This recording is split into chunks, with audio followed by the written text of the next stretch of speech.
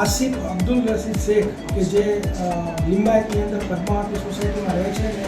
મૂળ બાંદા યુપીનો વ્યક્તિ છે, તે મુંબઈથી એમડીનો ડ્રગ્સ લાવી અને છૂટક વેચાણ કરે છે. ટીમ જે વોચમાં હતી એ દરમિયાન આસિફ શેખ છે જે અડાજણ પોલીસ સ્ટેશન એરિયામાં સ્ટાર બજારથી એલપી સવાણી રોડ પર જતા ટ્રોમા સેન્ટર આવેલું છે તેની સામે પકડાઈ ગયો અને એની પાસેથી 352 ગ્રામ કે જેની કિંમત 35,21,000 રૂપિયા થાય છે અને તેની પાસેથી 89,900 રૂપિયા રોકડા, એટલે ટોટલ મુદ્દામાલ જે છે 36,31,000નો એ ઝડપી અને એસઓજીની ટીમે કાયદેસરની કાર્યવાહી કરેલ છે. એમડી જે એને પ્રારંભિક પૂછપરછ કરી તો એ એમડી મુંબઈમાં સાયણ વિસ્તારની અંદર યોગેશ ઇંગ્લે કરીને જે વ્યક્તિ છે